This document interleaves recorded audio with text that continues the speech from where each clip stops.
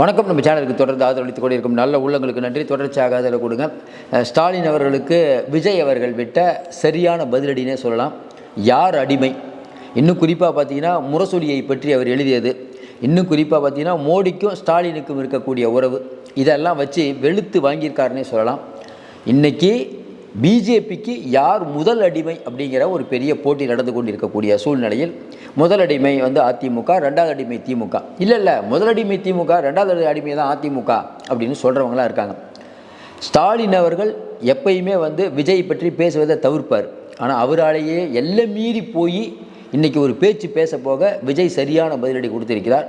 நீங்கள் சொல்லுங்கள், பிஜேபியுடைய அடிமை விஜயா அல்லது ஸ்டாலினா? ஏன்னா புதிய அடிமை கிடைத்து விட்டார் மோடிக்கு அப்படின்னு ஸ்டாலின் அவர்கள் குறிப்பிட்டிருக்காரு. முதல்ல விஜய் என்ன அறிக்கையில் சொல்கிறாரு அப்படிங்கிறத நம்ம பார்த்துட்டு அதுக்கப்புறம் போடுவோம். விஜய் என்ன சொல்கிறாரு? நம்மை முடக்க நினைத்தவர்கள் மக்கள் நம்முடன் முன்னை விட அதிகமாக அதீத பாசத்துடன் ஆணித்தரமாக அணிவகுத்து நிற்பதை பார்த்து விழிப்பிதுங்கி தங்கள் மூளைத்தறி முடங்கி முடங்கத் தொடங்கினர். நமக்கு எதிராக தலையங்கம் என்ற பெயரில் பிழையங்கம் எழுதியதும் இவர்கள்தான். நம்மால் கூட்டம் சேர்க்க இயலாது என்று எழுதிய அவர்களே கூட்டம் சேர்க்கிறது என்று கதறினர். முரசொலியாக இருக்கும் என்று நினைத்து அவர்கள் எழுதியது முரநொலியாக மாறிப்போனது. இதை பார்த்து பரனில் கிடக்கும் அவர்களின் பழைய பேனா பகுடி செய்து சிரிக்கின்றதாம். தாங்கள் தெரிந்தே இட்ட கையெழுத்தையே தெரியாமல் இட்டுவிட்டதாக தகிடுதுப்போம் செய்த முரண்களின் முன்னேற்ற கழகத்தினர். இப்போ முதல்வர் தான் புது அடிமை அப்படின்னு விஜய் சொன்னார்ல, இவர் சொல்லியிருக்காரு முதல்வர் தான் பழைய அடிமை அப்படின்னு ஒரு கட்டுரை, ஒரு அறிக்கை. இதை பார்த்தோன்னா முதல்ல உங்களுக்கு என்ன நினைக்கிறீங்க அப்படிங்கிறத உங்கள் கருத்துக்களை சொல்லுங்கள். ஏன்னா நம்ம எப்பயுமே கொஞ்சம் வேகமாக செய்திகள்லாம் கொடுத்துட்ருக்கோன்னு சொல்கிறதுனால இதையும் இப்போது பேசுவது கடமைன்னு நினைக்கிறோம். முதல்வர் அவர்கள் தேவையில்லாமல் வம்ப விலை கொடுத்து வாங்கியிருக்கார். விஜய் அவர்களை பற்றி நீங்கள் பேச பேச பேச அவர் வளர்ந்து கொண்டு இருக்கிறார். இதனால தான் அவர் பேசாமல் எவ்வளவோ தவிர்க்கணும்னு பார்த்தார், முடியல. அதாவது கும்மாளமிடும் கூச்சலிடும் கூட்டம், கேளிக்கை கூட்டம் அப்படின்னா சொன்னார் அவர். அதுக்கப்புறம் தற்கூரின்னு சொல்லி அவங்க கட்சியில் இருக்கக்கூடிய நம்ம ஆயிரம் விளக்கு எம்எல்ஏ எழிலன் அப்போல்லாம் சொல்லாதீங்க, நம்ம அவங்களாம் ஓட்டு போடுறவங்க தேவையில்லாமல் அவங்கள தந்தை பெரியார் அண்ணா இவங்களுடைய கொள்கையெல்லாம் அவங்ககிட்ட நம்ம சேர்க்காம முடியாது, நம்ம தப்பு தான் அப்படின்னு பேசினார். அதை விஜயும் மேற்கோள் காட்டினார். இப்படிப்பட்ட சூழ்நிலையில் விஜயுடைய இந்த அறிக்கை என்ன இம்பேக்ட் வரும்? இதை பேசிகிட்டு இருக்கனால இன்னொரு பக்கம் இன்னொரு வீடியோ வைரல் ஆகிட்டு இருக்குது. திமுக ஒரு தீய சக்தி, திமுக ஒரு தீய சக்தி, திமுக ஒரு சீய சக்தி நம்ம திருமாவர்கள் பேசுகிறார். அதாவது விஜய் ஒரு தடவை சொல்லி பெரிய அளவுக்கு பரப்புனா கூட இப்போ மறுபடியும் அந்த வார்த்தையை சொல்லி திமுகவுக்கு ஒரு பெரிய தர்ம சங்கடத்தை உண்டாக்குறார். தேவையில்லாமல் திருமாவர்கள் திமுகவுக்கு ஒரு எக்ஸ்ட்ரா லக்கேஜ் ஆகிட்டார். இப்போ இந்த விஷயத்துக்கு வருவோம். தாங்கள் இட்ட கையெழுத்தையே நாங்கள் இடலை அப்படின்னு தகுடுதுப்போம் பண்ணாங்க அப்படின்னு சொல்கிறாருல, இதுக்கு பல சம்பவங்கள் சொல்கிறோம்.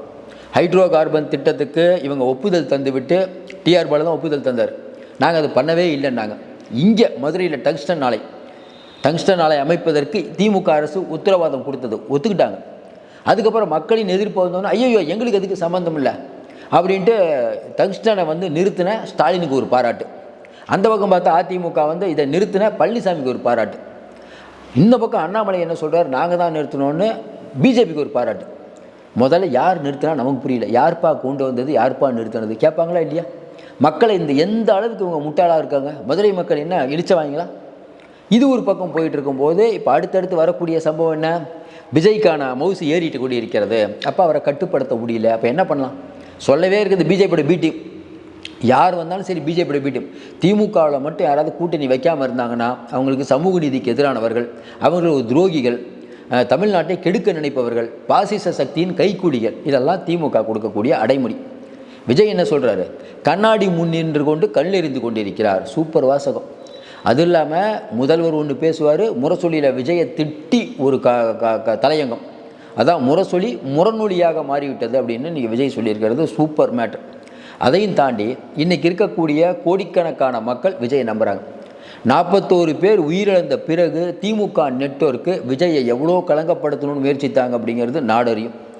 முதல்வர் இல்லை ஒரு கட்சி தலைவர் அவங்களுடைய தொண்டர் இறப்பதை விரும்ப மாட்டார்னு ஒற்றை வரியில் முடித்தாலும் முரசொலியில் திட்டுறாங்க. அதுக்கப்புறம் பார்த்தா திமுக நிலைவித்துவானுங்களாம் திட்டுறாங்க. அதுக்கப்புறம் பார்த்தா நக்கீரன் கோபால் ஏன் விஜயை அரெஸ்ட் பண்ணி தெருவில் எடுத்துகிட்டு போகணும் அவருடைய கேரவனில் அவங்க இருந்தாங்க இவங்க இருந்தாங்கன்னு ஆதாரம் இல்லாமல் குற்றச்சாட்டை சொல்கிறது உங்களுக்கு தெரியும். என்னென்ன நடந்தது அப்படிங்கிறது தெரியும். இப்போ அதோடைய உச்சகட்டமாக ஒரு பாதிரியார் அவர் வந்து சர்ச்சில் நின்றுக்கிட்டு பாருங்கள் 41 பேர் உயிருக்கு இவர் தான் காரணம், இவரை போய் கொண்டாடுறீங்களே அப்படின்னு வெளிப்படையாக பேசுகிறார். இதுக்கெல்லாம் யார் காரணம்? இதுக்கு பின்னால் இருந்து இயக்குபவர்கள் யார்? பாதிரியார் தானாக பேசினாரா? பேச வைக்கப்பட்டாரா? அப்போ அதனால் எழக்கூடிய பலன் என்ன? அப்போ ஒட்டுமொத்த மீடியாவும் இங்கே இருக்கக்கூடிய திமுக நெட்வொர்க்கு, அதுக்கப்புறம் பார்த்தீங்கன்னா யூடியூப் ஃபேஸ்புக்கில் இவங்க விளம்பரம் கொடுக்குறாங்க, பார்த்துருப்பீங்க. விஜய் சொல்கிறாரு பெண்களுக்கு பாதுகாப்பில்லை, அப்புறம் 2-3 பெண்களை வந்து இன்டர்வியூ, இதான் தமிழ்நாடுன்னு சொல்லிட்டு தமிழ்நாடு விளம்பரம் கொடுக்குறாங்க சார். இன்றைக்கி நல்லா யோசனை பாருங்கள். வள்ளுவர் கோட்டத்துக்கு மட்டும் கவனிக்கிறாங்க, மற்ற இடத்த கவனிக்கலைன்னு சொன்ன உடனே அதுக்கு ஒரு விஜய் பேசுகிறத ஃபஸ்ட்டு போட்டுட்டு இது ஒரு விளம்பரம் வந்துட்டுருக்குது, கூகுள் ஆட்ஸில் கொடுக்குறாங்க. இதெல்லாம் தமிழ்நாடு அரசு நம்ம வரிப்பணத்தில் செலவு செய்யக்கூடிய தொகை. ஏப்ரல் மாதத்துக்கு அப்புறம் திமுக செலவு பண்ணணும். இப்போ தமிழ்நாடு அரசுடைய காசு வரிப்பணம் வேஸ்ட் ஆகுது. தமிழ்நாடு கஜானா காலி. ஆனால் இந்த மாதிரி விஷயத்துக்கு செலவுக்கு காசு இருக்குது. அப்போ பெண்களுக்கு பாதுகாப்பு மாநிலம்னு அந்த 2 பெண்கள் சொல்கிறது உண்மையா, வெகுஜன மக்கள் சொல்கிறது உண்மையா? நீங்களே சொல்லுங்கள். இன்றைக்கி பெண்களுக்கு தமிழ்நாட்டில் பாதுகாப்பு எப்படி இருக்கிறது? பல சம்பவங்களை நம்ம மேற்கோள் காட்டிகிட்டே போகலாம். இதை எதை பற்றியும் கவலைப்படாமல் அப்பா வீடியோ அல்வா வீடியோன்னு தொடர்ந்து வீடியோ. இப்போ வைபு வித் MKS இளம் தலைமுறையுடன் பேச போகிறாராம். எல்லாமே வீடியோன்னா நீங்கள் எப்போ தான் அரசாட்சி செய்ய போகிறீர்கள்? அப்போ விஜய் அவர்கள் இந்த ஒரு அறிக்கை அப்படிங்கிறது ரொம்ப ரொம்ப முக்கியமான அறிக்கை. ஸ்டாலினுக்கு நேரடியாக இப்போ இதாங்க சார் மக்கள் எதிர்பார்ப்பாங்க. திமுக ஒரு தீய சக்தின்னு ஜெயலலிதா சொன்னாங்கள்ல, ஒரு குடும்பம் தமிழ்நாட்டை ஆட்டி படைக்குதுன்னு ஜெயலலிதா சொன்னாங்கள்ல, அது எடுபட்டது பாருங்கள். விமானம் வரைக்கும் அவங்க வாங்கிட்டாங்கன்னு சொன்னாங்கள்ல, வேறு எந்த விஷயத்தையும் ஜெயலலிதா எடுக்கல, இந்த ஒரு விஷயத்தையும் எடுத்தாங்க. பழனிசாமி அவர்கள் இந்த திமுக தீய சக்தி அப்படிங்கிற வார்த்தையை கொஞ்ச நாளாக மறந்துட்டாங்க. இப்போ விஜய் இதை பக்காவாக பிடிச்சிட்டார். அதுவும் இல்லாமல் இன்றைக்கி அறிக்கை வந்து ரொம்ப, ஏன்னா சில சமயம் வந்து விஜய் லேட்டாக அறிக்கை விட்றாரு. நம்மளே சொன்னோம், என்னங்க லேட்டாக அறிக்கை விட்டுட்டுருக்காரு, திமுக வளர வைக்கணும். ஏன்னா முதலமைச்சருக்கு எதிராக விஜய் பேசினால் இன்னும் சிறப்பு. அந்த அமைச்சர்களுக்கெல்லாம் பேசவே கூடாது, நேரடியாக முதல்வர் தான். முதல்வர் தேவையில்லாமல் எதுக்கு இந்த முதல்வர் சொல்கிறாரு அப்படின்னா, நல்லா யோசனை பாருங்கள், இப்போ எதுக்கு சொல்கிறாரு? அப்போ இவங்களுக்கு பல ரிப்போர்ட்டுகள் வந்துருக்குது. என்ன, இன்றைக்கி இருக்கக்கூடிய சூழ்நிலையில் விஜய்க்கான செல்வாக்கு அதிகமாகிட்டுருக்கு, ஏதோ ஒன்று பண்ணணும் அவரை.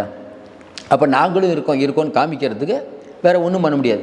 விஜய் வந்து ஊழல் பண்ணிட்டாரு சொல்ல முடியுமா? அவர் ஆட்சியிலே இல்லை. அப்போ என்ன சொல்லலாம்? அப்போ என்ன பண்ணலாம்? பிஜேபியோட பி டீமு, பிஜேபிகிட்ட காசு வாங்கிட்டு நிற்கிறாரு. நல்லா யோசனை பாருங்கள். பிஜேபியோட பி டீம்னா பிஜேபியிலே போய் சேர்த்துடலாமே, அவங்க வழியை கூப்பிட்றாங்களே. அப்போ இது எல்லாம் மக்கள் பார்த்து கொண்டு இருக்கிறார்கள். ஏற்கனவே நம்ம சொன்ன மாதிரி இன்றைக்கி திமுக அப்படிங்கிறது ஒரு மிகப்பெரிய சிக்கல் இருக்குது. என்னென்னா, உதயநிதியை முன்னிறுத்தி அவங்க பண்ணுற காரியம் எடுபடலை. இந்த பக்கம் பார்த்தா உதயநிதி அவர்களுக்கு, அதாவது விஜய்க்கு போட்டியாக உதயநிதியை தயார் பண்ணுறாரு. திருச்சி வேலுசாமி சொல்கிறார் இவரெல்லாம் ஒரு போட்டியாங்கிறார். நீங்கள் ராஜேந்திர சோழன், ராஜராஜ சோழன், இளம் பெரியார் என்ன சொன்னாலும் இன்றைக்கி சோசியல் மீடியாவில் பெரிய அளவுக்கு விவாதமாகுது. இளம் பெரியார்னு உதயநிதியை சொல்லலாமா? திமுகங்களே ஒத்துக்க மாட்டாங்க. பார்த்துட்டு நீங்கள் சொல்லுங்கள், திமுக கூட இருங்க, ஒத்துக்குவீங்களா? அப்போ இந்த மாதிரியான அடைமொழி எதுக்கு? இப்போ விஜய்க்கு யாராவது இவர் தான் அடுத்த புரட்சித் தலைவர், இவர் தான் அடுத்த விஜயகாந்த், இவர் தான் அடுத்த NTR, விஜய் மாதிரி ஒரு ஆளே இல்லை அப்படின்னு அவரை வந்து இப்போ யாராவது அவங்க கட்சியில் பேச ஆரம்பிக்கிறாங்களா? ஆனால் நீங்கள் என்ன சொல்கிறீங்க? இப்போ MGR அவர்களா விஜய் ஆக போகிறாரா அப்படிங்கிறது உங்களுக்கு தெரியும். அவர் சினிமாலேருந்து வந்தார். அப்போ ஓரளவுக்கு லாஜிக் இருக்குது, பெரிய அளவுக்கான கூட்டம் இருக்குது. MGR அவர்கள் இருந்த மாதிரி விஜய் இருக்குது. இளம் பெரியாராக உதயநிதி என்ன பண்ணார் அப்படிங்கிற விஷயம் வருமா வராதா? பல விஷயங்களை நம்ம வந்து உள்விவகாரங்க போட்டால் நல்லா இருக்காதுன்னு நம்ம பார்க்குறோம். ஓரளவுக்கு இதோடு நிறுத்திக்கிறோம். விஜய் அவருடைய அறிக்கை அப்படிங்கிறது இன்னொன்று, இவங்க வந்து எந்தெந்த விஷயத்தில் வந்து தப்பு பண்ணாங்க. தர்மேந்திர பிரதான் சொன்னார்ல, அந்த PM ஸ்ரீ திட்டத்தில் வந்து இவங்க சேர்ந்துட்டாங்க. அதுக்கப்புறம் பார்த்தா சூப்பர் முதல்வர் வேணான்னு சொன்ன உடனே இல்லைங்கிறாங்க. சொன்னாரா இல்லையா?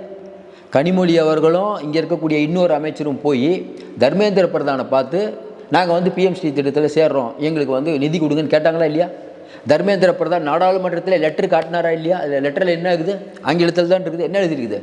நாங்கள் PM ஸ்ரீ திட்டத்தில் சேர்கிறோம், எங்களுக்கு இந்த நிதியை விடுவியுங்கள் அப்படின்னு தமிழ்நாடு அரசு சீஃப் செக்ரட்டரி கையெழுத்து போட்டு அனுப்புனாரா இல்லையா?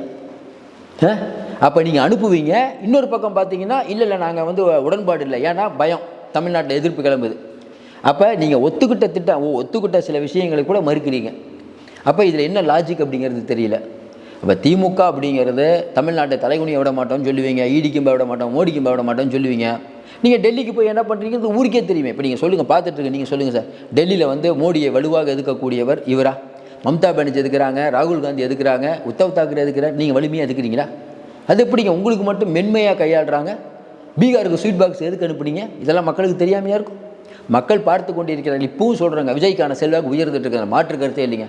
விஜய் சிஎம் ஆவார் அப்படின்னு நிறைய பேர் சொல்லிட்டு இருக்காங்க. இப்படியே போனார் அவர் சிஎம் ஆவதை யாராலும் தடுக்க முடியாது. தொடர்ந்து நிறைய நம்ம அண்மை தகவலை தந்துட்டு இருக்கோம். தொடர்ந்து ஆதரவு கொடுங்கள். மீண்டும் சந்திப்போம். நன்றி, வணக்கம்.